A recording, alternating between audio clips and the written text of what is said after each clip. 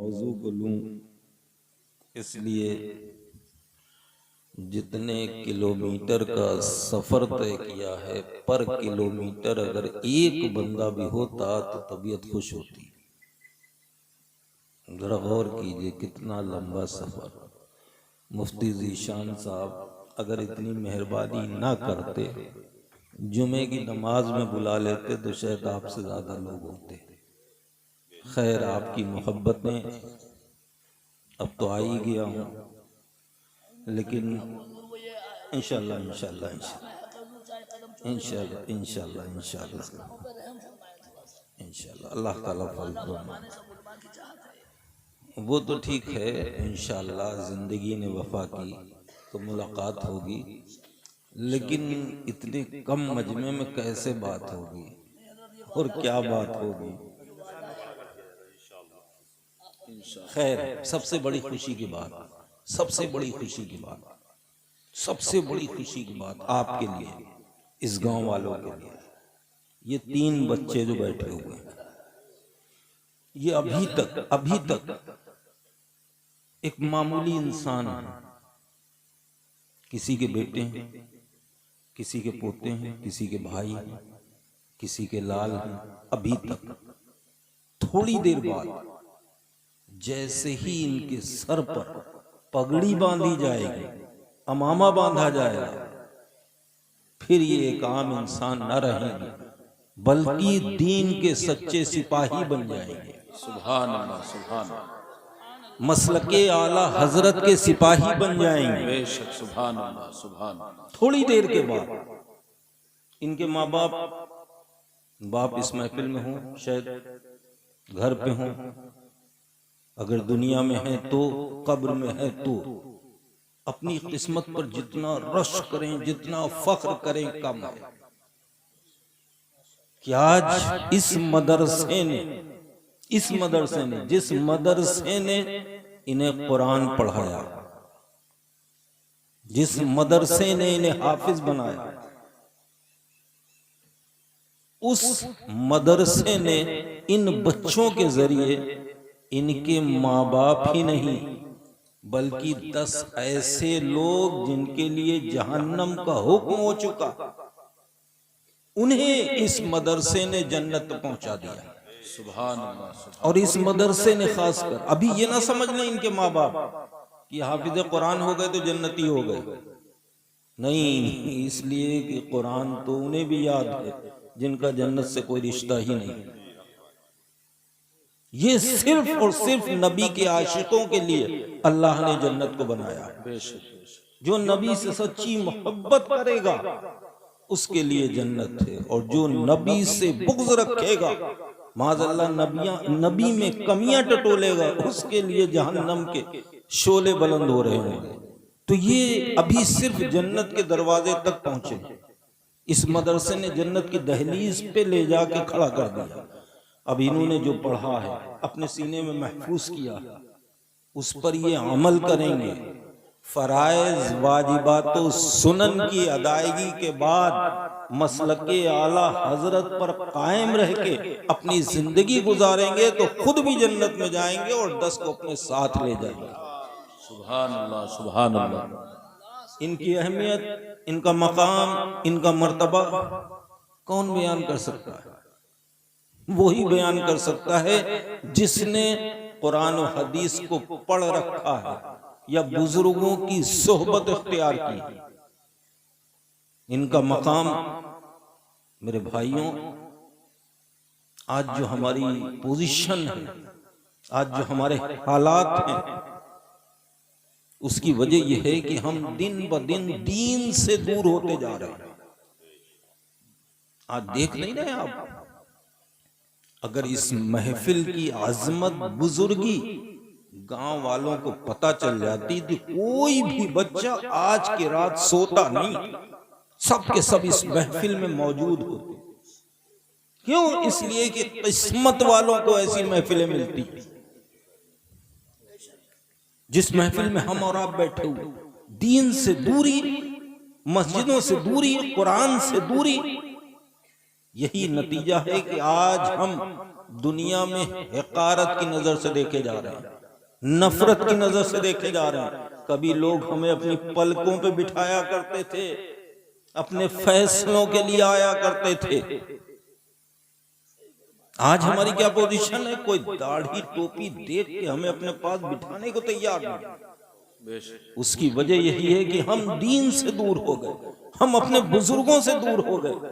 हमारे घरों से कुरान की तिलावतों की आवाजें नहीं सुनाई देती। नतीजा आपके सामने। आप कैसी जिंदगी गुजार रहे हैं आप बखूबी जानते हैं। यही वजह है कि हम मजहब इस्लाम से दिन ब दिन दूर होते जा रहे हैं। मेरे भाइयों, आज भी अगर हमारी थोड़ी बहुत पहचान बाकी है तो इन्हीं मदरसों से, वरना हमने तो कोई कसर बाकी ना रखी। लोग कहते हैं साहब जुल्म हो रहा, जुल्म हो रहा, जुल्म हो रहा। मेरे भाइयों, हमारी हरकतें ऐसी हो गई हैं कि इससे ज्यादा अगर हम पर जुल्म हो तो कोई ताज्जुब की बात नहीं। इसलिए कि बस आप कलमा पढ़ लिया, कलमा तो पढ़ लिया मेरे भाई, लेकिन बूढ़ा हो गया है, कब्र में जाने वाला है, लेकिन आज तक उसे सही से नमाज पढ़ना नहीं आती। मुसलमान है साहब, जलसे में आ गए, टोपी लगा ली, बैठ गया, उसके बाद जलसे से निकल के जाओ बाहर तो कोई हमें देखकर बता सकता है कि ये मुसलमान का बेटा? हमारे सरों से टोपियां गायब, चेहरों से दाढ़ियां गायब, जिस्म से इस्लामी लिबास गायब, घरों से कुरान की तिलावत की आवाजें गायब, फिर भी साफ फख्र है कि हम मुसलमान हैं। काहे का मुसलमान है? तो सिर्फ भैंसा खा लेने से मुसलमान नहीं होता।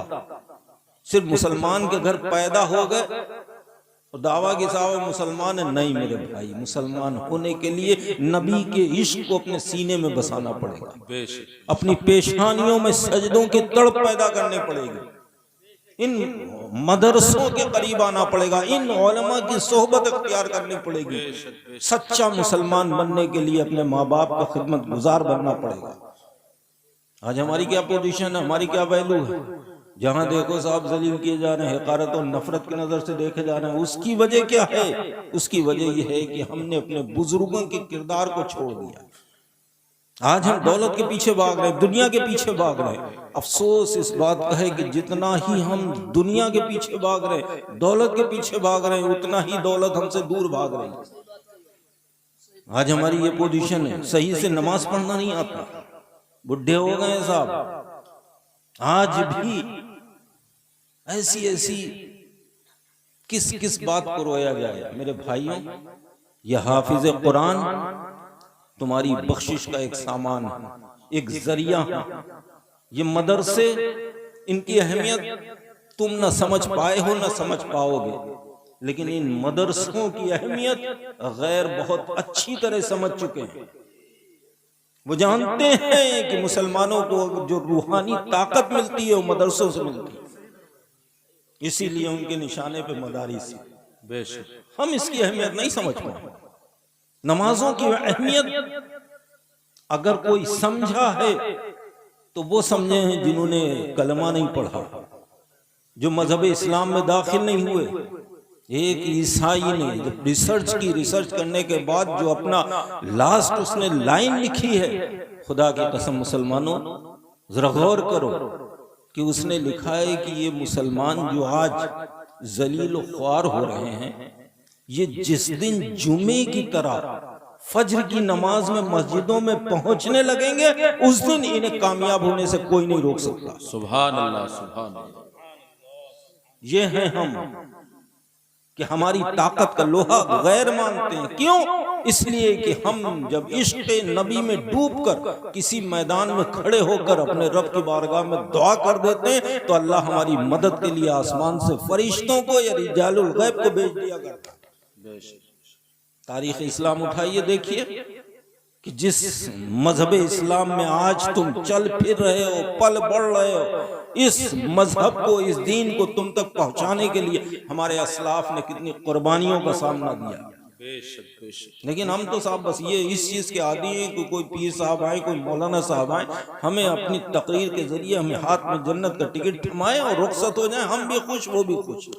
मेरे भाई, जन्नत को इतने हल्के में ना लिया करो, जन्नत को इतने सस्ते में ना लिया करो। अगर जन्नत इतनी हल्की होती, इतनी सस्ती होती, तो मेरे नबी का वो नवासा खुदा की कसम करबो बला की धरती पे 6 माह के अपने बेटे की कुर्बानी ना अल्लाह की बारगाह में पेश करता। बेशक बेशक। जन्नत अगर इतनी सस्ती होती तो वो गौसे आजम जो एक निगाह में दूसरों को वली बना दिया करते थे, कुतुब बना दिया करते थे, वो पूरी पूरी रात एक एक पैर पे खड़े होकर कुरान की तिलावत न करते। जन्नत अगर इतनी सस्ती होती, इतनी हल्की होती मेरे भाई, तो ख्वाजा गरीब नवाज इतना खूबसूरत शहर छोड़ के हिंदुस्तान ना आते। जन्नत को हल्के में ना लिया करो मेरे भाइयों। तुमने कैसी जिंदगी गुजारी है, अपना कैसा वक्त गुजारा है। कभी रात में बिस्तर पे लेट कर सारे दिन का मुहासबा किया करो, तुम्हें खुद अंदाजा हो जाएगा कि आखिर हमारा अंजाम क्या होगा। अभी भी वक्त है, अपने आप को पहचानो, इन मदरसों के करीब हो जाओ, उलमा की सोहबत इख्तियार करो। आज हम दौलत के पीछे भाग रहे, दौलत के पीछे भाग रहे, दौलत के पीछे भाग रहे। जितना हम दौलत के पीछे भाग रहे, उतना दौलत हमसे दूर होती चली जा रही है। और वो अल्लाह वाले खुदा की कसम जो दौलत को, दुनिया को ठोकर पे रखते थे, दौलत उनके कदमों में पड़ी नजर आती थी। मेरे जद्दे करीम सैयदना मीर तैयब रज़ी अल्लाह ताला अन्हु। वक्त नहीं है कि ज्यादा आपके सामने तफसीली गुफ्तगू की जाए, बस इतना समझ लीजिए कि शेख अब्दुल हक मुहद्दिस देहलवी अलैहिर्रहमा ने उन्हें अपना शेख कहा है। सुभान अल्लाह सुभान अल्लाह। वक्त होता तो तफसीली गुफ्तगू। इस्तिंजा फरमा रहे हैं, हाथ में मिट्टी का ढेला है। एक कीमियागर आया, अर्ज की बाबा मैं कीमियागर हूं, अपने कीमिया से सोना बना लेता। आप इस्तिंजा में मशगूल हैं, बात का कोई जवाब नहीं दिया। फिर उसने कहा हजरत मैं कीमियागर हूं, मैं सोना बना लेता हूं। आपने कोई जवाब नहीं दिया। उसने कहा हुजूर अगर आप फरमाएं तो मैं आपको सोना बना के दिखाऊं। आपके हाथ में जो इस्तिंजे का ढेला था ना मिट्टी का, आपने लिया, उस कीमियागर की तरफ फेंका और इरशाद फरमाया तू कीमिया से सोना बनाएगा, फकीर तो इस्तिंजे के ढेले से सोना बनाता है। सुभान अल्लाह। देखने वालों ने देखा वो मिट्टी का ढेला जैसे ही जमीन पे गिरा तो मिट्टी का न था, सोने का था। सुभान अल्लाह। ये वो अल्लाह वाले हैं जिनके दिलों में अपने रब का खौफ था। या रसूल अल्लाह, जिंदाबाद जिंदाबाद। ये अल्लाह वाले ये दौलत को ठोकरों पे रखते थे। कभी जाया करो कब्रिस्तान, जाते हो जानता हूं, लेकिन अफसोस इस बात का है कुछ हमारे अंदर कमियां थी और कुछ लोगों ने आके हमें घुल मिल के हमें मजहब इस्लाम से दूर कर दिया। हमारे दिलों से हमारे नबी की मोहब्बत को निकालने की कोशिश की। हमारी हर चीज, हर काम एक एज ए फॉर्मेलिटी बनकर रह गए। रस्मन कोई कहा, हम मिसाल के तौर पे मुर्दे को कब्रिस्तान लेके जाते हैं तो रस्मन जाते हैं, सिर्फ भीड़ दिखाने के लिए, सिर्फ लोगों को दिखाने के लिए कि हाँ फलाने भी मिट्टी में हाजिर हुए थे। हमारी क्या पोजीशन होती है कि जैसे ही हमारी ये सोच होती है कैसे ही मुर्दे को कब्र में लिटाया जाए और उसके बाद हम 3 मुट्ठी मिट्टी डालें, अपने घर को जल्दी से भाग जाए। मेरे भाई कभी गौर किया करो कि जो मरा है, जिसे तुम कब्र में लिटा रहे हो, उसने दुनिया में जब तक उसकी आंखें खुली थी तुम्हारे साथ कितने एहसान किए थे। कोई रिश्ते में तुम्हारा बाप था, कोई चाचा था, कोई मामा था, या कोई दोस्त था, कोई ऐसा था जो तुम्हारी मदद के लिए हर वक्त तैयार रहा करता था। आज उसकी आंखें क्या बंद हुई, तुमने अपना चेहरा फेर लिया, उसे उधर कब्र में लिटाया, तुम भागे। तुम्हारे पास इतना वक्त नहीं है कि थोड़ी देर खड़े होकर उसकी मजार पर फातिहा पढ़ दो। जरा गौर किया करो, आज हम दूसरे को लिटा रहे हैं, कल दूसरे हमें लिटाएंगे। बस हमारा क्या है, रस्मन 3 मुट्ठी मिट्टी डाली, फेंकी, अपने घर को वापस। मेरे भाई वो 3 मुट्ठी मिट्टी डालना तुम्हारा कब्र पे उस मुर्दे के काम ना आए। समझ रहे हैं आप? हाँ, अगर मुर्दे से थोड़ी बहुत भी मोहब्बत है, अगर कुछ उसने थोड़ा सा तुम पर एहसान किया है, तो थोड़ी देर वहां ठहर जाओ और जब कब्र तैयार हो जाए उसके बाद अपने हाथों को उठा के चंद सूरतें पढ़ दो, सूरह फातिहा पढ़ दो, उसका सवाब उस मुर्दे को अगर पहुंचा दोगे, बख्श दोगे, तो अल्लाह तबारक व तआला अगर उस कब्र पर अजाब होने वाला है तो कुरान की तिलावत की बरकत से उस कब्र से अजाब को उठा लेगा। सुभान अल्लाह, सुभान अल्लाह। अगर उस मुर्दे को कोई फायदा होगा तो जो कुरान की आयत तुम पढ़ोगे वहां खड़े होकर, उन आयत पढ़ने का उसे फायदा होगा। और जाया करो, उसके बाद थोड़ी देर बैठा करो कब्रिस्तान में, कभी उन कब्रों को तलाश किया करो कि जो दुनिया में बड़ा आकड़ के चलते थे, जिनके पीछे आगे न जाने कितनी गाड़ियां चला करती थी, जिनके एक फोन पे इलाके के एसपी डीएम हाजिर हो जाया करते थे। ढूंढा करो उनकी कब्र कहाँ है, तो तुम्हें नजर आएगा कि एक ऐसी कब्र है जिसके पटरे टूट चुके हैं, जिसकी कब्र धंस चुकी है। मेरे भाई बैठा करो उस कब्र के पास और पूछा करो, कहो भाई क्या हाल है, दुनिया में तो बड़ा ऐशो इशरत थी, तुमने फर्स्ट क्लास गाड़ी थी, तुम्हारे पास बंगला था, कब्र का क्या हाल है। मेरे भाई तुम्हें एहसास होगा कि मरने के बाद आज उसकी कब्र पर कोई मिट्टी डालने को तैयार नहीं। जिसने दुनिया में अपनी ऐश से जिंदगी गुजारी, और उठा करो वहां से, उस कब्र से, कभी अल्लाह वालों की बारगाह में पहुंचा करो। वो लोग जिन्होंने गुदड़ी पहनी, जिन्होंने सूखी रोटी पानी में डुबो डुबो के खाई, खुदा की कसम आज उनके मज़ारात पे गुंबद चमक रहे हैं। सुभान अल्लाह, सुभान अल्लाह। क्यों? इसलिए कि उनके दिल में दुनिया की मोहब्बत नहीं, मोहब्बत अगर थी तो अपने नबी की मोहब्बत। बेशक बेशक, सुभान अल्लाह। मुफ्ती साहब, मुफ्ती जीशान साहब क़िबला दामा फजला, इनकी मोहब्बत, इन्होंने कई बातें ऐसी कि मुझसे क्या पूछते हो, सोहेल मियाँ से पूछो, सोहेल मियाँ पूछो इल्म गैब के बारे में। मेरी कहाँ जसारत कि मैं आक़ाए करीम सल्लल्लाहु अलैहि वसल्लम के इल्म गैब पर लबकुशाई करूँ। मैं तो अपने घर के बुजुर्गों के बारे में ही कुछ बता सकता हूँ। वो दो टांग का जानवर मेरे नबी के इल्म गैब की बात करता है। चल दिखाता हूँ, बिलग्राम शरीफ की धरती पे चल। सैयदना मीर अब्दुल वाक़िद बिलग्रामी रज़ी अल्लाह ताला अन्हु के 4 साहिबजादे, 4 शहजादे, चारों अपने वक्त के वली कुतुब अब्दाल गौस। सुभान। एक महरेरा चले गए जिनकी नस्ल में 4 कुतुब, बकिया 3 बिलग्राम शरीफ में, सैयदना मीर साहब के हाथे शरीफ में। उनके जो सबसे बड़े बेटे वो चले गए महरेरा शरीफ। उनसे छोटे सैयद फिरोज शाह रहमतुल्लाह अलैह, उनका इंतकाल हो गया। इंतकाल तो सबका होना है, हमारा भी होना, आपका भी होना। उनका इंतकाल हो गया। उनसे जो छोटे भाई थे मीर यहया रहमतुल्लाह अलैह, इतना आपस में खुलूस, इतनी मोहब्बत थी आपस में कि एक दूसरे से जल्दी जुदा नहीं होते थे, एक दूसरे से बेपनाह मोहब्बत करते थे। लेकिन जब भाई का इंतकाल हुआ तो मीर यहया को बहुत तकलीफ हुई, आंखों से आंसू, चेहरा उदास। हद तो जाहिर सी बात, किसी का भाई दुनिया से रुखसत हो जाए तकलीफ तो होती है, चेहरा तो उदास होता है। अलगरज मुख्तसर यूं समझिए कि जब सैयद फिरोज शाह रहमतुल्लाह अलैह को कब्र में उतारा गया तो मीर यहया खुद उतरे और उसके बाद आपको उतारा। उतारने के बाद जैसे ही कब्र से बाहर तशरीफ लाया, आपके चेहरे पे मुस्कुराहट, आपका चेहरा खुशगवार, मुस्कुरा रहे हैं आप। ये मंजर देख के लोगों ने पूछा, हजरत मुआजरा क्या, मामला क्या है, मुअम्मा क्या है?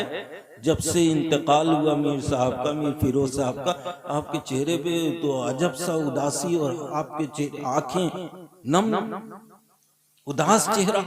और जैसे ही आप इन्हें दफना मतलब कब्र में उतार के बाहर निकल रहे हैं, आप मुस्कुरा क्यों रहे हैं? तो आपने कहा, भाई मेरे लिए खुशी की बात है। लोगों ने क्या हुआ? कहने, जब मैं अपने भाई को कब्र में उतार रहा था तो मेरे भाई ने मुझसे वादा किया है कि यहया घबराओ नहीं, ठीक 60 दिन के बाद तुम मुझसे मिलने आ रहे हैं। सुभान अल्लाह, सुभान अल्लाह। मीर यहया से उनके भाई मीर फिरोज ने कहा। कब कहा? इंतकाल होने के बाद, कब्र में उतरने के बाद। और वो टांग का जानवर कहता है, माज़अल्लाह, नबी मर के मिट्टी में मिल गए। जब नबी के गुलामों के गुलामों के गुलामों का ये हाल है तो नबी का हाल क्या हो? सुभान अल्लाह, सुभान अल्लाह, सुभान अल्लाह। अल्लाहु अकबर, या रसूल अल्लाह, जिंदाबाद। और मुफ्ती साहब क़िबला कुछ लोग ऐसे होते हैं कि जिन पर ज़्यादा मेहनत की ज़रूरत नहीं है, मेहनत करना अपना टाइम ख़राब करना, इसलिए अल्लाह ताला उनके कल्ब पर मोहर लगा दिया। यहाँ आप चाहे जितना समझाएं उनकी समझ में नहीं आएगा। हाँ, उनकी समझ में कब आएगा? जब वक्त निकल जाएगा, जब वो कब्र में जाएंगे और मेरे आका मुस्तफ़ा तशरीफ लाएंगे, तब कहेंगे हाँ ये तो वाकई ताकतवर हैं, ये तो वाकई पावरफुल हैं, ये तो हमारी कब्र में भी आ गए। इसीलिए तो आला हज़रत सरकार ने इशारा किया, आज ले उनकी पनाह, आज सुभान अल्लाह, सुभान अल्लाह, सुभान अल्लाह, नारे तकबीर, नारे रिसालत, मसलके आला हजरत हुजूर सैयद सुहेल मियां साहिब क़िबला। सुभान अल्लाह। खैर मेरे भाइयों, तो नबी से सच्ची मोहब्बत करो। अल्लाह ने दो चीजें बनाई, सब कुल कायनात अल्लाह ने बनाई, लेकिन खास दो चीजें, एक जन्नत एक दोज़ख, बाकी सब फना, यही दोनों बाकी रहेंगे। जन्नत नबी के आशिकों के लिए, दोज़ख नबी के गुस्ताखों के लिए।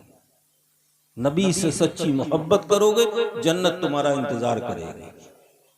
और नबी की शान में अगर अदना से भी अल्लाह हो, कैसा मुसलमान है कि जिसके सदक़े में जिंदगी मिली, जिसके सदक़े में सांसें मिली, उसी नबी के बारे में माज़अल्लाह कमियां ढूंढता। ऐसों से बचो, नबी से सच्ची मोहब्बत करो। मेरे भाइयों, मजहब इस्लाम को समझो और सच्चे मुसलमान बन जाओ। ये नहीं कि साहब बस हमने कलमा पढ़ लिया और हम मुसलमान हैं। हमें नबी से अगर मोहब्बत है तो हमें नमाजों से मोहब्बत करनी पड़ेगी, हमें ज़रा गौर करना पड़ेगा, तारीख पढ़नी पड़ेगी, अपने नबी की सीरत को देखना पड़ेगा कि आखिर नबी ने तुम्हारी खातिर, हमारी खातिर, मेरे आका मुस्तफ़ा करीम ने कितनी तकलीफें बर्दाश्त की। मेरे आका ने तुम्हारी खातिर, हमारी खातिर पेट पे पत्थर बांधे, मेरे आका ने तुम्हारी खातिर फाके किए। लेकिन अफसोस कि आज हम नबी से कितनी मोहब्बत करते हैं। हमारी मोहब्बत, अल्लाहु अकबर, मजमा होता अगर नाजिम साहब होते, कहते नबी की मोहब्बत में जान दे सकते हो, अरे सब खड़े हो जाते हैं, हाँ अभी सर कटा सकते हो। क्या खाक सर कटाएगा नबी की मोहब्बत में? मेरे नबी इरशाद फरमाते, कुर्रतुइनी फिस्सलाह, मेरी आंखों की ठंडक नमाज। सुभान अल्लाह, सुभान नबी की मोहब्बत में नमाज पढ़ के नबी की आंखों को ठंडक नहीं पहुंचा सकता, वो गर्दन क्या कटाएगा? बेशक बेशक, सही बात। हमारे ये नारे खोखले हैं, हमारी ये मोहब्बत, ये हमारा जो कुछ भी है, सब दिखावे की है। मेरे भाइयों, कोई चीज ऐसी नहीं हमारे अंदर जो हमारे असलाफ में पाई जाती थी, आज हम में मौजूद है। हमारा तो ये हाल है, खुदा की कसम, मैं बाज वक्त ये सोचता हूँ कि इससे ज्यादा अगर हम पर जुल्म हो तो कोई ताज्जुब की बात नहीं। बेशक बेशक। हमारे असलाफ जब देखते होंगे अपनी कब्रों से तो क्या सोचते होंगे? उन्होंने कभी सोचा भी नहीं होगा कि मुसलमान का बेटा शराब की भट्टी पे नजर आएगा, मुसलमान का बेटा जुए के फट्टे पे नजर आएगा, नबी का कलमा पढ़ने वाला नशा करेगा, झूठ बोलेगा। गौर करो मुसलमानों, सिर्फ हम नाम के मुसलमान। आज जो दुनिया में बुराइयां सब मुसलमानों के अंदर पाई जा रही है। सच्चे मुसलमान बन जाओ, खुदा की कसम कामयाबी तुम्हारा मुकद्दर बन जाएगी। हमसे पहले थोड़े से मुसलमान थे, अब तो बहुत हैं माशाल्लाह। जब हम इतने से थे तो हमने हुकूमतें की हैं। उसकी वजह क्या है? हम थोड़े जरूर थे लेकिन पक्के थे। आज हम बहुत हैं लेकिन सिर्फ और सिर्फ नाम के मुसलमान। अपने बुजुर्गों की सीरत को पढ़ो, अपने नबी से सच्ची मोहब्बत करो, अपनी पेशानियों में सजदों की तड़प पैदा करो, घरों में दीनी माहौल पैदा करो। वक्त होता थोड़ा सा आपकी कसरत होती तो थोड़ी देर शायद और गुफ्तगू होती। बहरहाल अपनी बात को ही ख़त्म करते हुए आपकी बारगाह में बस सिर्फ आपसे यही कहना चाहूँगा, भाई कब तक इस दुनिया में चलते फिरते रहना है? एक ना एक दिन इस दुनिया से रुखसत होना है, आपको भी हमें भी। कब्र के खौफनाक अंधेरी कोठरी में पहुँचना है। मेरे भाई याद किया कर, जब तू इस दुनिया में आया था क्या कैफियत थी? जब तूने आंखें खोली थी इस दुनिया में आके तो तू रो रहा था, और तेरे रिश्तेदार, तेरे चाहने वाले, तेरे घर वाले मुस्कुरा रहे थे, हंस रहे थे, मुबारकबाद एक दूसरे को पेश कर रहे थे, मिठाइयां बांट रहे थे। और जब तू आंखें बंद करेगा, कितना सफर है हमारा, सिर्फ आंखें खोलने और बंद करने का। इस बीच हमें एक अच्छा काम करना है, एक ऐसा काम करना है खुदा की कसम कि जब हमारी आंखें बंद हो तो हमारे घर वाले तो रोएं, हमारे रिश्तेदार तो रोएं, लेकिन हम तख्ते गुस्ल पर लेटे हुए मुस्कुराएं और कहें कि ऐ मेरे घर वालों, तुम क्यों रो रहे हो? मुझे तो फरिश्ते जन्नत का मुजदा सुना के गए। तो ऐसी जिंदगी जियो कि जब आए थे तो घर वाले हंस रहे थे, जब जाओ तो तुम हंसते हुए जाओ। सुभान अल्लाह, सुभान अपने बुजुर्गों से सच्ची मोहब्बत करो। इन हुफाज किराम, इनका मर्तबा, इनका मकाम, आज अल्लाह ने जरा सी अगर हमें दौलत क्या दे दी कि हमारे पैर साहब जमीन पे नहीं टिकते।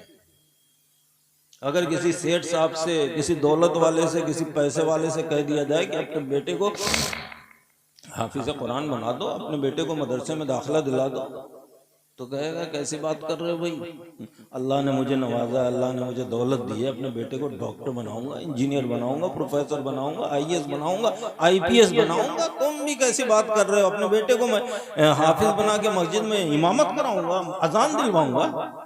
मजाक उड़ाएगा। लानत है तेरे ऊपर, तूने इन हाफिज कुरान को इतना हल्का समझ लिया, जिसके बारे में मेरे आका इरशाद फरमाए कि तुम में बेहतर, सबसे बेहतर वो है जो पढ़े कुरान, पढ़ाए कुरान, सुभान जो अल्लाह, सीखे कुरान, सिखाए कुरान। सुभान अल्लाह, सुभान अल्लाह। और तू मजाक उड़ा रहा है इन हाफिजों का। अरे मेरे भाई, तुझे अल्लाह ने थोड़ी सी दौलत दी, तेरे पैर जमीन पे नहीं लग रहे। जरा तारीख के औराक को पलट। इसी हिंदुस्तान में एक बादशाह हुए हैं जिनका नाम हजरत औरंगजेब आलमगीर। सुभान अल्लाह, सुभान। तुझे तो अल्लाह ने थोड़ी सी दौलत दे दी, उन्हें तो पूरी सल्तनत दी थी, बादशाहत दी थी। उन्होंने अपने बेटे को किसी यूनिवर्सिटी नहीं, किसी कॉलेज नहीं, किसी स्कूल में दाखिला नहीं, बल्कि एक हाफिज साहब के पास दाखिला कराया था उनका और कहा था मेरे बेटे को हाफिज कुरान बना दो। और जब उनका बेटा मुअज्जम अली हाफिज कुरान बन के उनके पास हाजिर हुए तो औरंगजेब ने कहा था कि जाओ अपने दादा जान को खुशखबरी सुनाओ, तुम्हारे दादा जान सुन के खुश होंगे। चुनांचे मुअज्जम अली अपने दादा जान की खिदमत में हाजिर होते हैं, अर्ज करते हैं दादा जान आपका पोता आज हाफिज कुरान बन गया। इतना सुना था शाहजहां बादशाह की आंखों से आंसू जारी हो गए, चेहरा बदल गया, उदासी छा गई। मुअज्जम अली उल्टे पांव अपने बाप के पास हाजिर हुए और अर्ज की बाबा जान आपने तो कहा था कि दादा जान को खुशी होगी, लेकिन जैसे ही मैंने उनसे कहा कि मैं आज हाफिज कुरान बन गया, उनका चेहरा उतर गया, चेहरे पे उदासी छा गई, आंख से आंसू जारी हो गए। औरंगजेब भी हैरत में पड़ गए, मुआजिरा क्या है, मामला क्या है। दौड़े दौड़े गए अपने बाप के पास, अर्ज की बाबा जान आज तो आपको खुश होना चाहिए था, आज आपका पोता हाफिज कुरान बन गया। तो औरंगजेब के बाप शाहजहां ने कहा था बेटा औरंगजेब आज खुशी का दिन तुम्हारे लिए, इसलिए कि तुम्हारा बेटा हाफिज कुरान बना है, काश मेरा बेटा हाफिज कुरान बना होता तो मुझे भी खुशी। सुभान अल्लाह, सुभान अल्लाह। तो आज अल्लाह ने हमें थोड़ी सी दौलत दे दी तो हमारे पैर जमीन पे नहीं टिकते। हम अपने बेटे को हाफिज बनाने में अपने आप को सोचते हैं कि हमें दुनिया वालों के सामने जिल्लत का सामना करना पड़ेगा, शर्मिंदगी का सामना करना पड़ेगा। मेरे भाई यही हाफिज कुरान, यही आलिम दीन कल तुम्हारी बख्शिश का जरिया बन सकते हैं। अपने बच्चों को बनाओ, डॉक्टर बनाओ, इंजीनियर बनाओ, प्रोफेसर बनाओ। हम किसी केस में फंस गए तो हम अपने लिए वकील कहां से लाएंगे? हमारी ही जमात का वकील होना चाहिए। हमें जब बीमारी होगी तो हम इलाज किससे कराएंगे? हमारा ही डॉक्टर होना चाहिए, सुन्नी सहीउल अकीदा डॉक्टर होना चाहिए, IAS IPS हमारे होना चाहिए। लेकिन शर्त यह है कि सबसे पहले अपने बच्चे को दीनी तालीम दिलाओ ताकि उसे जिंदगी जीने का सलीका मिल जाए। बेशक बेशक। फिर उसके बाद दुनियावी तालीम, चाहे डॉक्टर बनाओ, इंजीनियर बनाओ, IAS बनाओ, IPS बनाओ, बिजनेसमैन, कुछ भी बनाओ, लेकिन सबसे पहले जो है अपने बच्चे को दीनी तालीम दिलाओ। और इन बच्चों के लिए जिन्होंने हिफ्ज मुकम्मल किया है, तो मैं इनसे भी कहूँगा अभी से मेरे भाई मस्जिद तलाशना ना शुरू कर देना। अभी तुम्हें और आगे पढ़ना है, अभी तुम्हें दरस निज़ामी पढ़ना है। सिर्फ हाफिज बन के काम मत चलाना, मौलवियत जरूर पढ़ लेना। अल्लाह रब्बुल इज़्ज़त की बारगाह में अरीज़ा है कि अल्लाह तबारक व तआला हम सबको प्यारे आका मुस्तफ़ा करीम से सच्ची मोहब्बत पैदा करे। आमीन।